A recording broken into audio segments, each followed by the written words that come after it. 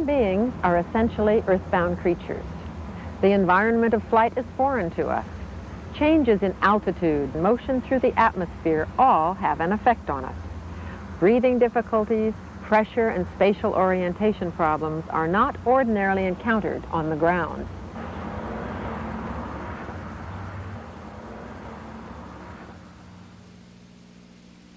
We are here today at NASA Ames Research Center in Mountain View, California. It is here that some of the most sophisticated research exploring the effects of space travel on the human organism is conducted on a day-to-day basis.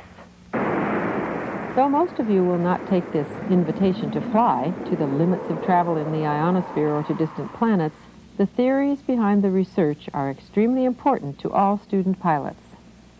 We will meet and talk with Dr. Frederick Kastalis, an aviation medical examiner and an instrument and multi-engine rated private pilot. We'll explore the kinds of changes the body undergoes while in flight. You're doing well on this level. Hello, Dr. Kastalis. Oh, good morning, Gene. I hope I'm not interrupting. Oh, not at all. We're almost finished here. Jim, I think you've reached it. You've done a good job. I'm so glad you could take the time to be with us today. Oh, it's a pleasure. Doctor, this seems like just the ideal place to be talking about physiological aspects of flight. Where do we begin? Well, it is, and since we're up in the air when we fly, why don't we go to the altitude chamber? Oh, I think that'd be great. Good. Let's go. Gene, this is what we refer to as an altitude chamber. It's designed to simulate atmospheric pressures up to 150,000 feet, which is between 20 and 25 miles. In aviation, of course, we're not at all concerned with those altitudes, mainly in the realm of 10,000 feet and above, where oxygen deprivation really creates problems with respiration. Well, can you tell us what is respiration and what does it do? Well, Gene, respiration is simply breathing.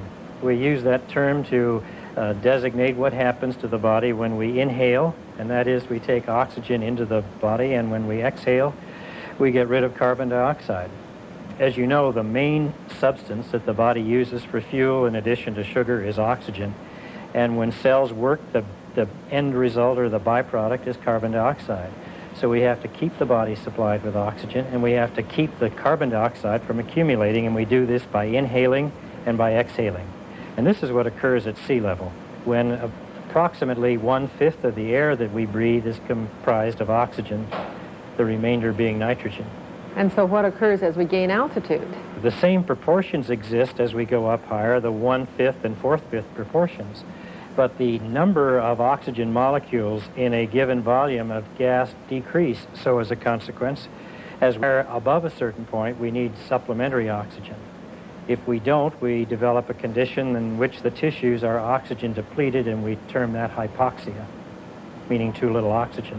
And how does the body react to lack of oxygen or hypoxia? Well, Gene, the body reacts by slowing down in whatever function we're talking about. Each cell in the body requires oxygen, and a decrease in the amount available or the amount necessary will cause a reduction in the function. The principal area involved is in the central nervous system, mainly the brain, which controls sight and hearing. Sight is affected by having less of a perception of bright objects, diminished distant and peripheral vision. But the primary effect is on the brain itself, in our judgment, our recent memory, our decision-making capacities. As we get higher and higher and the oxygen level decreases, we get more impairment in our functioning insofar as our level of consciousness, until we do reach a point where coma or unconsciousness ensues. And are there any warning signs for the pilot who may be suffering from hypoxia? Yes, Gene, there are. But unfortunately, the warning signs are often so subtle that the pilot is going to be the last one to know. Some of these subtle symptoms are euphoria, which is a sense of increased well-being, impairment of vision, lightheadedness or giddiness, a feeling of hot and cold flashes, breathlessness, and some difficulties with reasoning, simple problems, accompanied by headache, poor motor coordination or slow responses, tingling sensation in the extremities, and perhaps some increasing perspiration or sweating. The advanced indications of hypoxia are a marked increase in the rate and depth of respiration, deterioration of mental and motor faculties, such as the ability to perform simple calculations, and cyanosis, or a bluish discoloration under the fingernails and about the lips, and finally, unconsciousness. And at what altitude might the symptoms of hypoxia occur? Oh, that's a good question, Jean, and it varies from individual to individual, but the average individual will begin to notice symptoms at about 10 to 12,000 feet. Now, if they have something, interfering with oxygen exchange in their lungs, such as a chronic bronchitis or even a mild asthma, the altitude or the level at which symptoms appear might be lower to 5,000 to 6,000 feet. And this is true for smokers too, isn't it?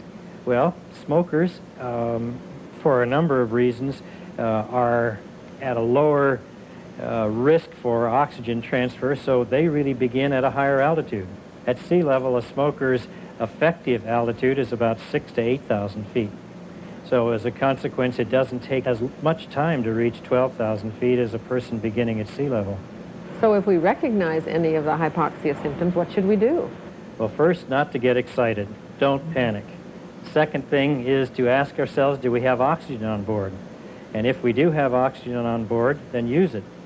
If not, we have to descend. It's important for the pilots, I think, in these situations to realize that the symptoms will disappear quite promptly, either by lowering our altitude or by the use of supplementary oxygen. We've studied FAR 91.32, so we know at which altitude supplemental oxygen is required. But do you have any additional recommendations for its use? Some of the work done here at Ames pertains directly to that question. Have you been in the altitude chamber, Jean? Not this one. Why don't we go in and let's see how it works.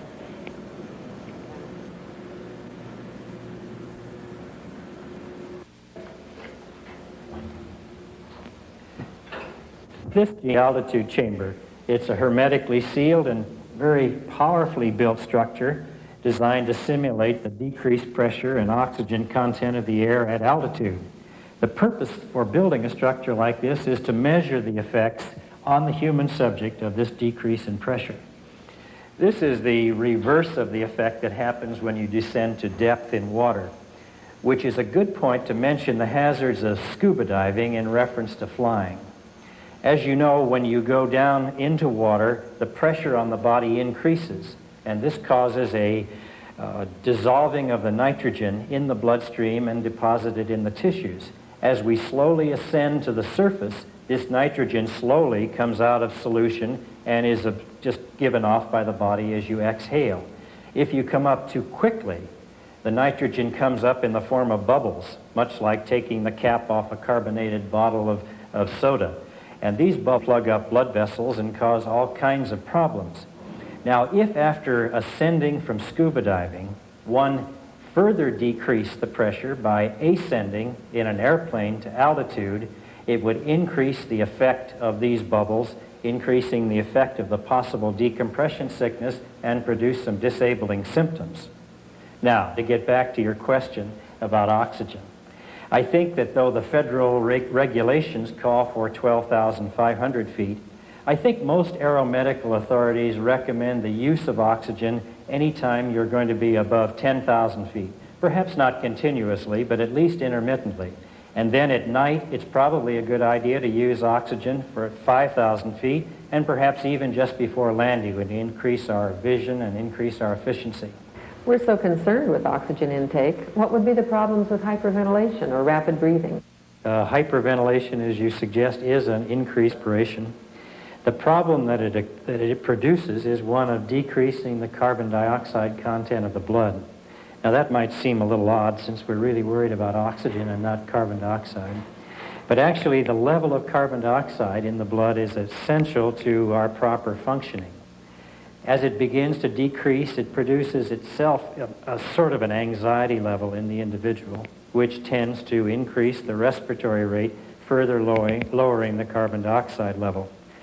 The body, our respiratory center in our brain, is built and geared to function to not an oxygen decrease, but a carbon dioxide increase.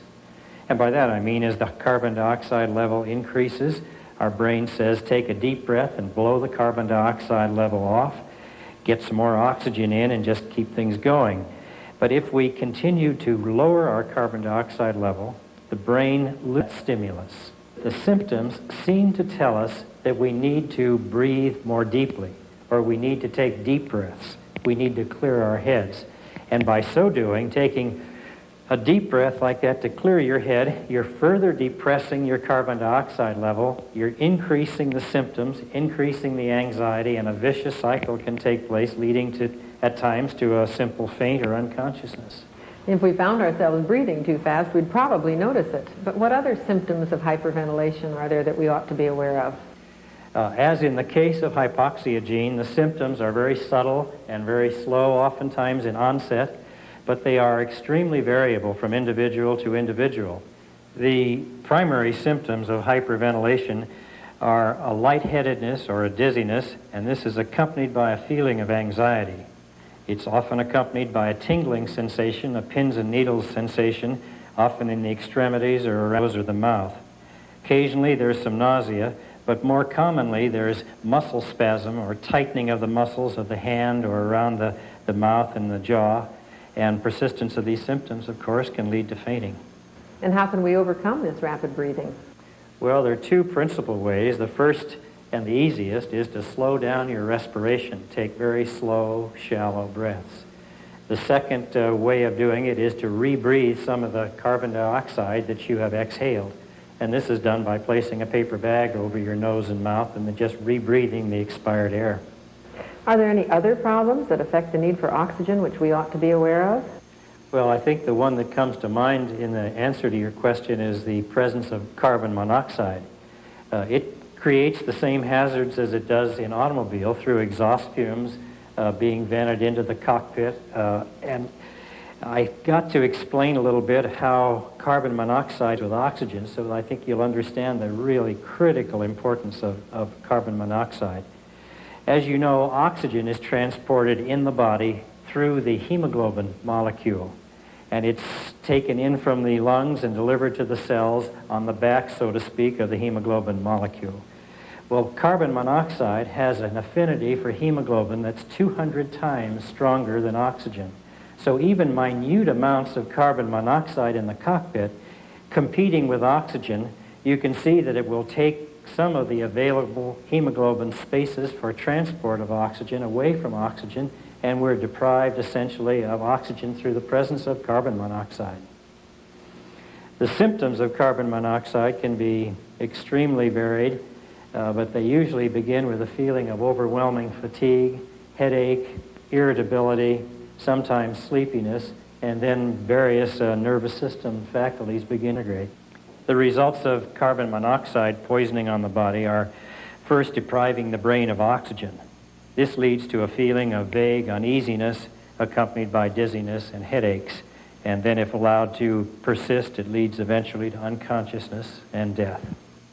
What can we do to prevent carbon monoxide poisoning? And what should we do if we think we're affected?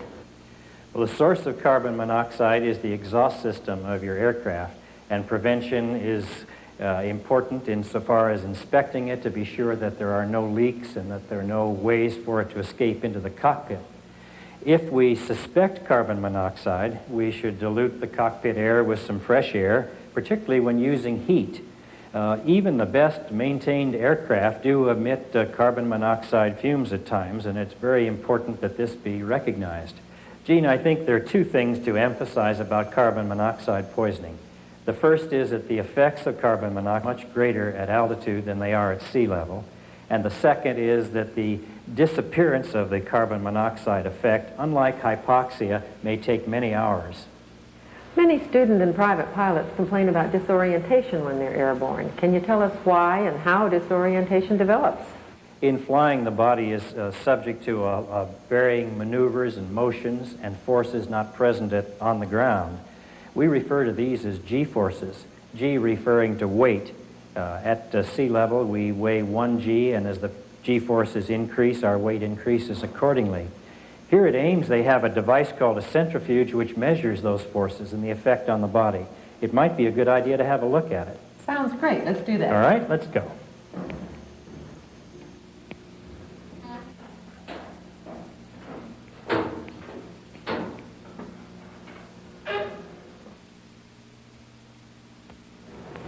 This is the human centrifuge, Gene. It's used to measure the forces of gravity on the human body and the responses that the human does undergo in response to gravity. This is the cab in which the subject is placed. This is the arm that connects the cab with the hub. And then it gradually and increasingly spins and creates up to, in this particular one, 20 times the force of gravity. Wow, that's pretty extreme. Yes, it certainly is. Much more than we're interested in private flying, in which we're thinking only of perhaps 2 or 3 times the force of gravity. I understand that these forces affect the body's blood circulation. How does this occur? Basically, there are 2 types of G-forces, positive and negative. In flying, we're really concerned with the positive forces, or pressure toward the feet or the surface of the earth. The heart is designed to pump at a force of 1 G to supply blood to the brain. As we increase G-forces, the blood tends to be pulled or drawn away from the brain, and the heart has to work harder to adequately perfuse or to supply the areas of the brain with blood. This, of course, would affect our flight performance. Indeed, because a functioning brain with adequate blood supply and adequate oxygenation is essential to satisfactory performance. I think that the pilot first notices a decrease in brain performance by changes in his vision. His peripheral vision, or the vision to the sides, begins to decrease, and then his perception of color is affected, mainly because there isn't enough blood supply to the retina or to the film of the behind the eye, much like in a camera. Is this where the conditions known as grayout and blackout come in? It is. They're really 2 stages of the same phenomenon. And obviously a condition that we'd like to avoid in private flying. The first, or the grayout stage, refers to a decreasing intensity of colors, images. Colors gradually assume shades of gray or white, and as it progresses, the vision gradually diminishes until absence of vision occurs, and that's blackout. Spatial orientation can be a problem when we're flying, but this is different, isn't it? Yes, it is. The body uses 3 primary sources of information to determine our position in space. The first, of course, are the eyes. We can look out and see the horizon. The second are the ears, and the third are our postural senses, skin pressures in various areas that tell us which direction we're leaning. Whenever the brain has 3 inputs providing information, you can see at times there's a potential for conflict. Dr. Costalis, we know that the inner ear plays an important role in sensing balance and equilibrium. Can you tell us how problems develop during flight? First of all, I think it's helpful to understand how the inner ear does that. It does it through 2, one being a series of 3 canals we call semicircular canals, which are filled with fluid and lined with small hairs. As movement takes place in the body, these hairs are stimulated by the fluid circulating over them and give us a direction and a sensation of spinning left or right or forward or backwards. The other area in the inner ear which accomplishes this are little hairs called otoliths, which have small crystals, and they are affected by gravitational forces. Both of these are affected primarily by a change in movement or a change in direction. Therefore, after that change has existed for a period of time, the sensation that the brain has is that there is no longer any motion taking place or no longer any position change existing. And then we have a terribly confusing and a very dangerous situation that we refer to as vertigo, which really, in addition to being dizzy or thinking, refers to a total spatial disorientation. Does this relate to air sickness? Yes, it does, because air sickness is often an accompaniment of vertigo. But air sickness, or motion sickness more appropriately, which is a sense of nausea and at times even vomiting, can occur in conditions of flight such as severe turbulence, which really incapacitates the pilot as well as passengers.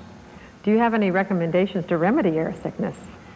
Well, for passengers, various motion sickness drugs are available, but for a pilot, I think that all you could say is avoid those conditions because drugs are absolutely contraindicated. And how are the ears affected by changes in altitude and pressure?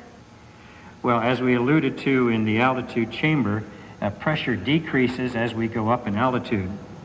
The eardrum is a very thin membrane that separates the atmosphere from the middle ear.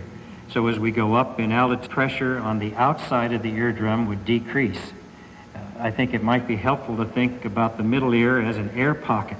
So as we go up in altitude, that air expands, and it has to have some way to get out so it doesn't press from the inside out on the eardrum, and it does this through a eustachian tube, releasing that pressure. And that's why our ears pop when we change altitude. Exactly. They pop because of air escaping from the middle ear through the eustachian tube to equalize the pressure on the two sides of the drum.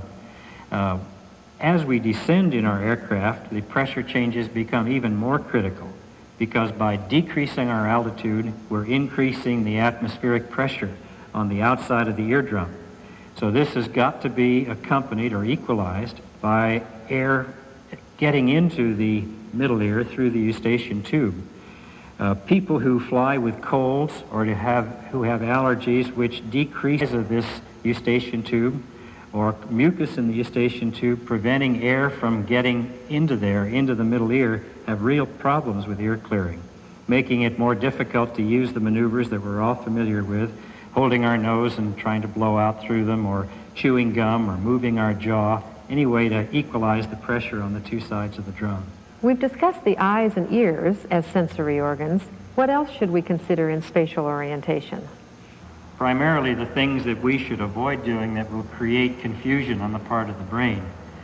These take the form of unnecessary movements of the head or the shoulders, such as bending over to pick up a pencil or to reach for a map or a dropped microphone. These should be avoided because they can give the brain abnormal sensory input indicating a position in which we're not, and therefore leading to the condition we really want to avoid, vertigo. I can see that we can sing signals somewhere along the way. How do we determine reality from illusion under these circumstances? Well, unfortunately, Gene, there's no arbitrator in the brain to determine the correctness of the input, and I think it's absolutely essential because of this confusion for the pilot to place complete reliance in his instruments. Oh my, I think they're getting ready to start up the centrifuge. We'd better get moving here. I should say.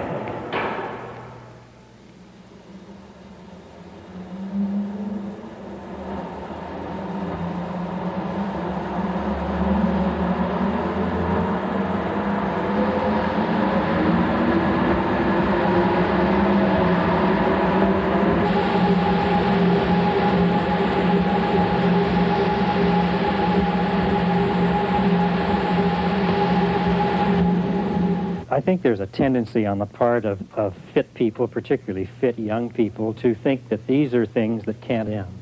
But I think it's vitally important for them to realize that these are things that occur to fit, conditioned athletes. They occur in astronauts that we've had here at Ames. These physiological phenomena that we've discussed are things that occur to human beings, and ignoring them is going to be responsible, and has been, for numerous tragic aircraft accidents. Doctor, all pilots have to pass an FAA medical exam in order to fly, but what about general good health habits for pilots? Well, Gene, the medical exam really tells and determines the health at the time the exam is taken. I think that of more importance after one passes that is to be sure that that health is maintained, that prior to flight, that pilots fly and that their health is not compromised by things which they can control, things such as fatigue, which can certainly impair decision-making and influence judgments and one's ability to fly. The presence or absence of stress is very important. I think that any pilot would be well advised not to fly under stressful circumstances. And then there are certain foods, I suppose, that one might think about prior to flying. You certainly should not fly when one's hungry, but then there are foods that make flying a little uncomfortable, particularly the gas-forming foods. Mm-hmm. You know, the things such as, the colas, beans and onions, which as we get higher, with the gases expand and cause a lot of abdominal cramping sensation. So those should be avoided. Could be very miserable in flight. Yes. And then there are other things, I think, that you probably know that drugs are a real problem with flying. Do you mean narcotics and other controlled substances? Well, I think those are the most obvious ones, but far more common are drugs that do interfere with pilot efficiency and with our sensorium, which you can get over the counter. drugs that people might take for head colds or for decongestants containing antihistamines, all of which can have an effect on drowsiness and really definitely impair your full efficiency as a pilot. And then, of course, there's the old alcohol problem. Oh, alcohol is probably as great a problem. The impairment and the degree that it affects one's efficiency in flying is far greater than with operating a motor vehicle. And there are very strict regulations about that. We've learned that the final decision to fly or not to fly rests with the pilot. But as an aviation medical examiner, can you advise us how our health fits into this decision-making process? Well, I can, Gene. I think in the last few minutes we've discussed the number of factors that can influence a pilot's good health and his preparedness to fly. But I think this is the most crucial decision that a pilot has to make, and that is to evaluate himself with the same care that he would evaluate his aircraft. Because if he doesn't do that, if he is not objective, if he does not use good judgment in evaluating himself, the best planned flight just can go awry. Dr. Costellos, thank you so much for being with us. You've been extremely helpful. Well, I really enjoyed it and be happy to do it any time. But right now, I have an appointment with my beach debonair, and I feel like flying. Have a good flight. Thank you, I will.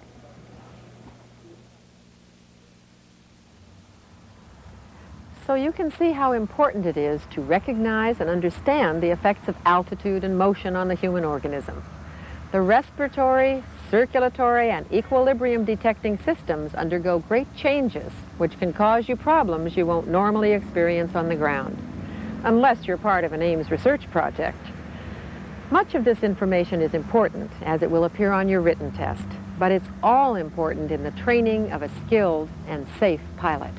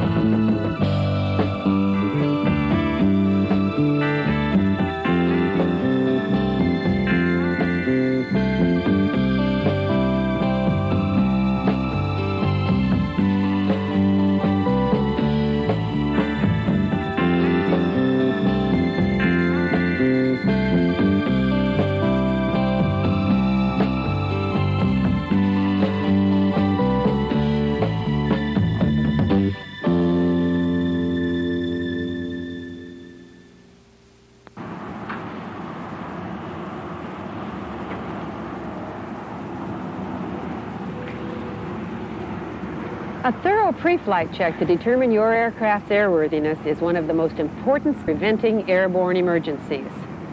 Proper aircraft maintenance, careful flight planning, adherence to the regulations, and good common sense are all important for a safe and successful flight. But there may come a time when you are forced to deal with a situation that requires decisive and effective action. Your preparedness for any eventuality may one day save your life and the lives of your passengers. During the next half hour, we will explain the kinds of emergencies you may encounter and the ways in which you will deal with them. We will organize an efficient outline of pilot responses to a variety of situations. Contrary to what you may think, most emergencies are not the result of internal damage to the engine or damage to the airframe. Rather, they are the result of inadequate pre-flight preparation or planning, failure to obtain or maintain flying speed, and or improper in-flight decision-making or planning. In short, pilot error. If you do things right, plan and prepare properly, maintain safe airspeed, you're on your way to safe flying.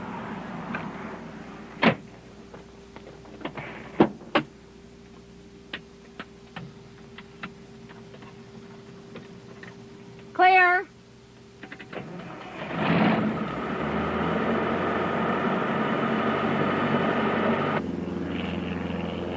On aircraft equipped with a passenger briefing card, the pilot should review these simple emergency procedures with the passengers prior to takeoff.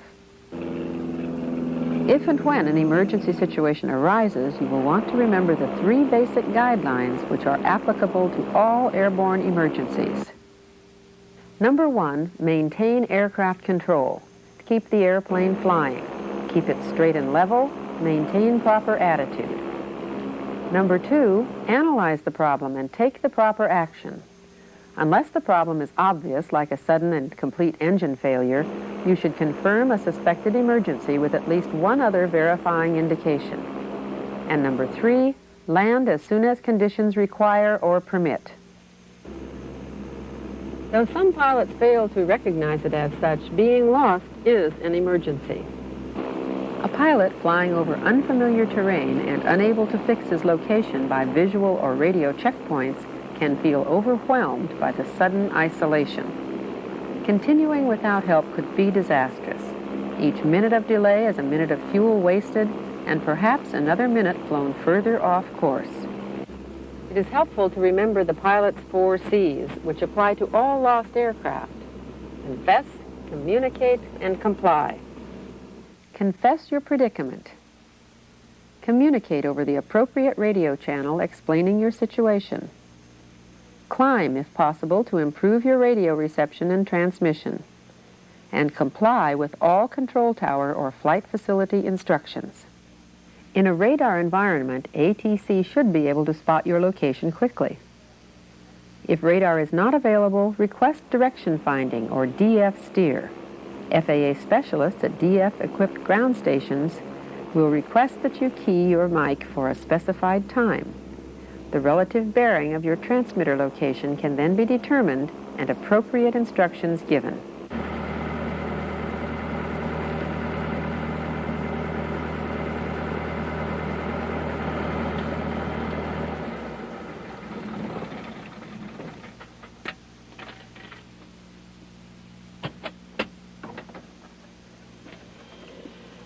Your emergency preparedness training begins with your pilot's operating handbook. The emergency procedures contained therein must be studied carefully, completely memorized, and continually reviewed. These procedures, which vary from airplane to airplane, must become second nature to you. They must become automatic responses. Let's take a look at the skipper's emergency procedures and see how they are outlined in the pilot's operating handbook. Each aircraft will have its own characteristic emergency airspeeds. The skipper's emergency descent is 143 knots. The maximum glide is 63 knots, and the approach with the engine inoperative is also 63 knots. All are indicated airspeeds, assuming 0 instrument error. We note that the stall warning horn is inoperative when the battery and alternator switches are turned off. Engine failures are outlined and broken down into during takeoff, after liftoff, or in flight. We will cover these procedures in detail a little later.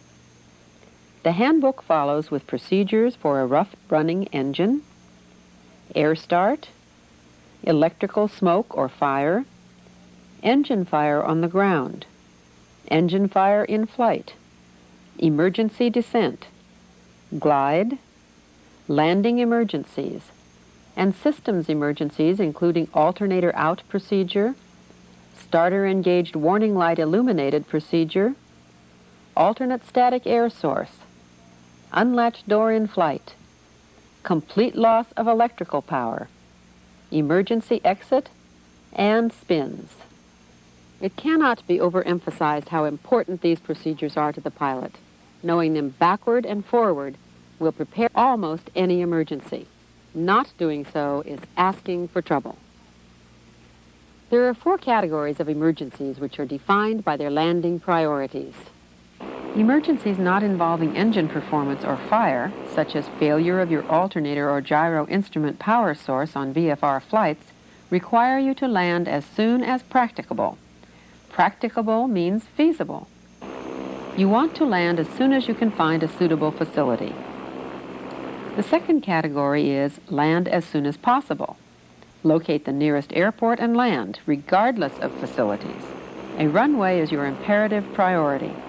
An unexpected fuel gauge failure would require this response. The third category is land immediately. This is often called a precautionary forced landing. Even trying to fly to the nearest airport might result in a deteriorating condition, such as adverse weather, or an electric that cannot be extinguished by shutting down the electrical system. It is implied in this category, however, that the airplane does have power. Engine failure or engine fire require even a more radical response. Our fourth category, the forced landing. In this case, you must land in the area defined by the airplane's glide ratio, where you will have no power. Selection of a suitable landing site is imperative.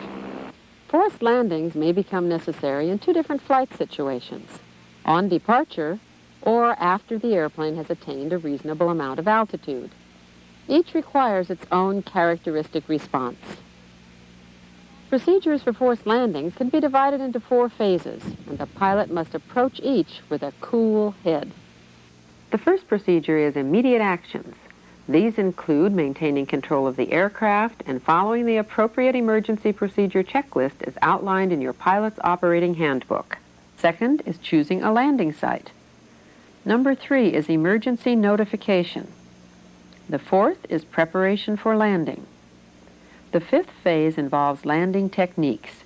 Your instructor will brief you completely during your training in forced landings. Forced landings are most commonly necessitated by engine failure, the most probable cause of which is loss of fuel flow or the improper functioning of the ignition system. Frequently, these failures are the result not of internal damage, but of pilot oversight, such as carburetor ice. It is therefore best to assume that the simplest of all possible failures has occurred and check that out first, following the procedures in your pilot's operating handbook.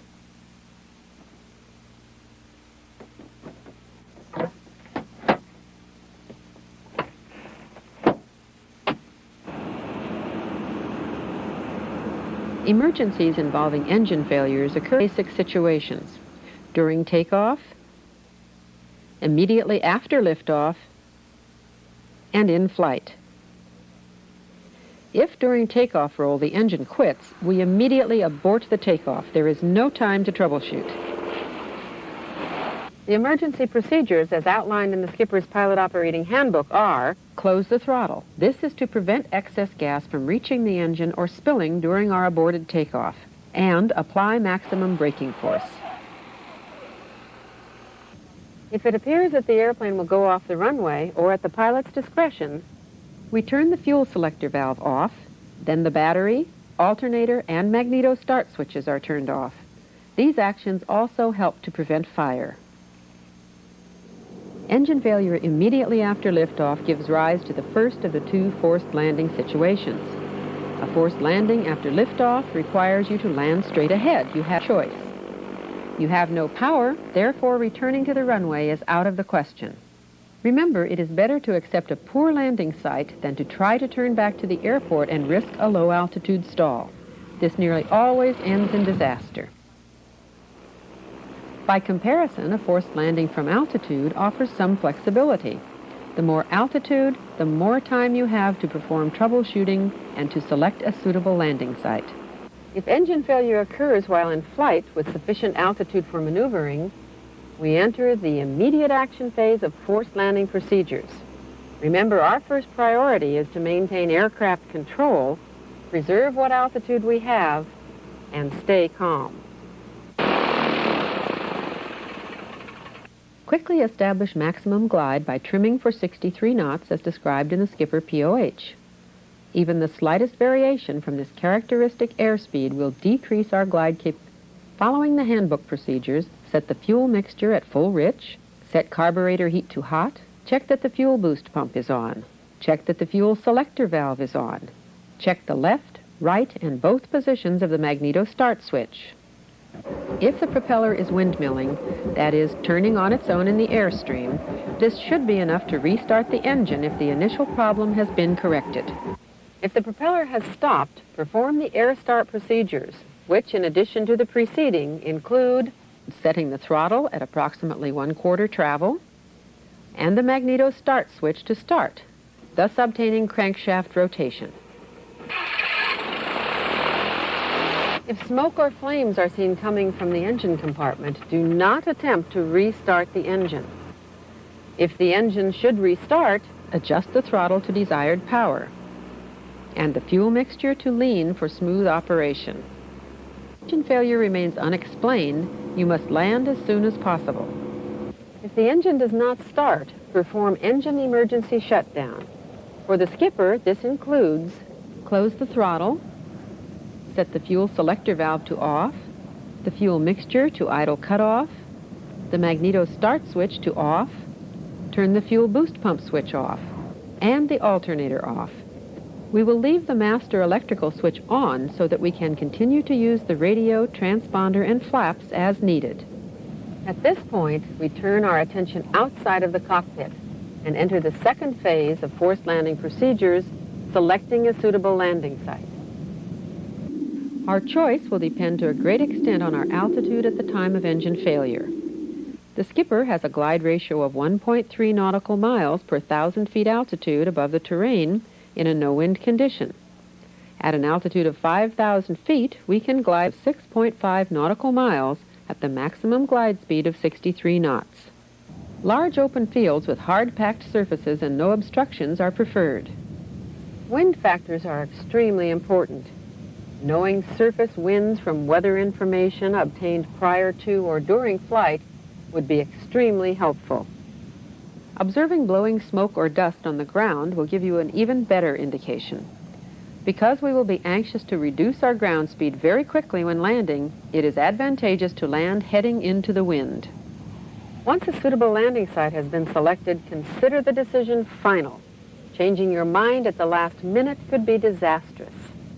Nestled among those trees is a field that looks reasonably smooth. And if we avoid the tree near the middle, we'll do all right. Having selected an appropriate landing site, and if time permits, we perform our emergency notification, the third phase of our forced landing procedure. Keep in mind that time is of the essence. We should never sacrifice aircraft control to talk on the radio. Since normal communications frequencies may be saturated with traffic, an emergency frequency has been established which is monitored by most control towers and flight facilities. The VHF emergency frequency is 121.5. Under the circumstances we've outlined, our emergency message should include the following information in this format. Repeat Mayday, Mayday, Mayday. Repeat the airplane's identification number 3 times. State the make and model of the airplane. Give your position or estimated position. State the nature of your distress, in this case engine failure. State your intentions, forced landing. Ask for assistance. Keep in mind that time is of the essence. We should never sacrifice aircraft control to talk on the radio. If you are to establish voice contact, switch your transponder to code 7700. This will cause an immediate emergency signal to appear on an ATC radar within range. Preparing for the forced landing is the fourth phase of the procedure. We can expect the landing to be less than smooth, so we tightly cinch our seatbelts and shoulder harnesses. Loose objects in the cockpit should be stowed away. And eyeglasses should be removed unless necessary for the pilot to see. The Skipper Pilot Operating Handbook says to maintain 63 knots airspeed. Put flaps down. This will reduce your stalling speed and allow a lower ground speed at touchdown. Turn the battery switch off. And finally, unlatch the doors to facilitate an emergency exit. The fifth and final phase in forced landing procedures involves landing techniques. As with Phase 1, and the first rule applying to airborne emergencies, Our priority is to maintain aircraft control. We desire the lowest possible airspeed at touchdown, but it is infinitely preferable to touch down a little fast than risk a premature stall. The latter event is a major cause of unsuccessful forced landings. After an emergency landing, remember to exit the airplane as quickly as possible and move rapidly away in case a fire starts. Whew. Your flight instructor will drill you on the various techniques of forced landings, including landings on rough terrain, on soft fields, and in water. Though you will never be allowed to completely rehearse the maneuvers involved, you must be mentally prepared for anything. Some of the most beautiful scenery and exhilarating flying is over rugged and desolate terrain. Lake Tahoe, located in the Sierra Mountain Range near the California-Nevada border. Flights over remote areas require special preparation.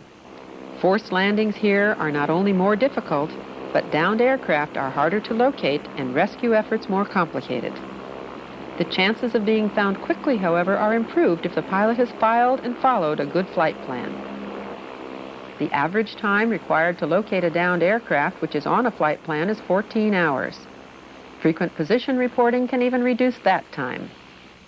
On the other hand, it takes an average of 72 hours to find a plane whose pilot chose not to file a flight plan. In that amount of time, the chances for survival of a pilot and passengers can be seriously diminished. So always file a flight plan and report your position along the way. It doesn't take long and it's cheap insurance. Once you have filed a route in your flight plan, fly that route. If you change your flight plan, be sure to notify the flight service station. Remember, the filed flight plan may be the only clue for emergency rescue people searching for a downed aircraft. Don't let your flight plan lead them astray. Rescue efforts and relief are usually aided by the pilot's knowledge and use of the standard ground-to-air visual signals. These consist of large symbols made of any available material which can be seen from the air. This symbol indicates a serious injury that requires a doctor. Medical supplies are required here. This is the all well symbol. The arrow indicates the direction that the party is proceeding. The F indicates food and water are required. A map and compass are required here. When in doubt, use the international symbol SOS. The remaining ground-to-air signals can be found in your text. Any pilot spotting a signal from the air signals acknowledgement by rocking the plane's wings from side to side.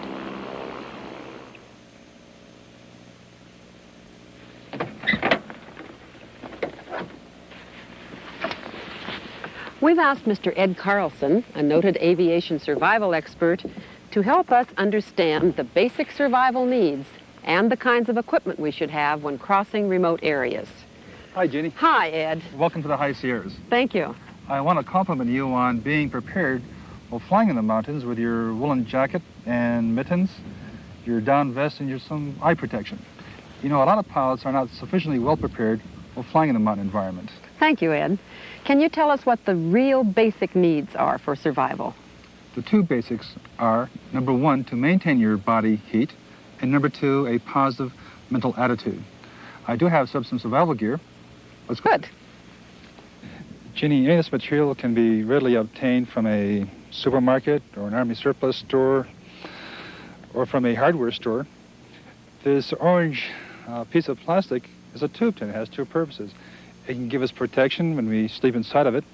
Also, because of its bright color, it'll attract any airplanes that may be looking for us. It has two purposes. Mm-hmm. On the end here, I have my down sleeping bag. It's small, light, and compact. Always stays in the back of my airplane. It's always there. Here we have a woolen sweater and a woolen hat because wool, even when it gets wet, will still keep us warm. Here's my high technology, space age, space blanket. It's a normal garbage bag. You can buy these at your supermarket, I think, for 29 cents or 39 cents a piece. Uh-huh. I've taken these out and put holes in the top, of course, for my head, holes for my arms. This is a normal space blanket, a large piece of mylar that's reflective, so we can use that to signal as well as protection. This is a alcohol stove to keep us warm, obviously. Some specialty matches. These are waterproof as well as windproof. I carry these in my survival kit.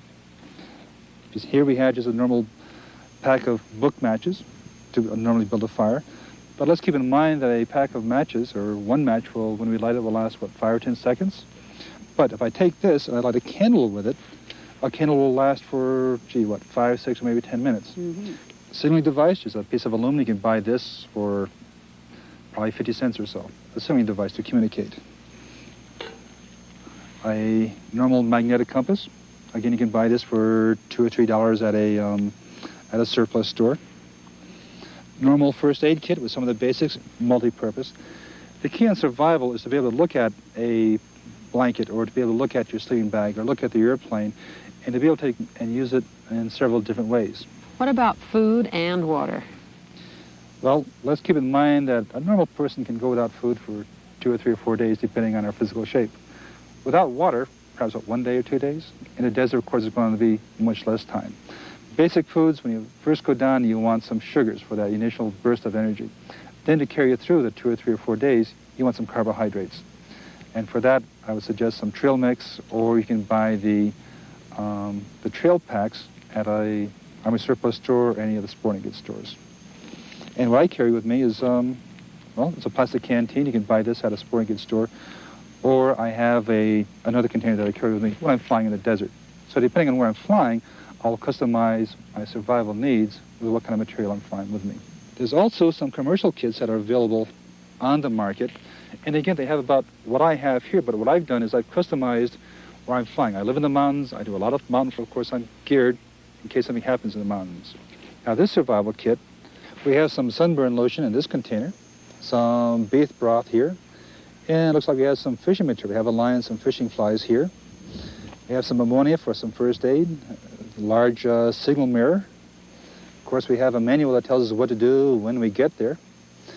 Here we have some ammonia tablets, some first aid kit, some insect repellent, and here we have some water purification tablets.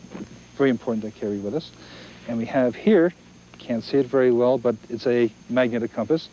And then we have a plastic container for matches, because with matches we can build a fire, keep warm, correct? Correct. Then what I have is I have my backup survival kit, and what we have in here, I have all the material that's here, except of course my sleeping bag, but I do have a garbage bag in here for my insulation, and I have several ways to start that fire. Again, with that fire, I can keep warm. So the real basic survival are? Well, number one is that positive mental attitude.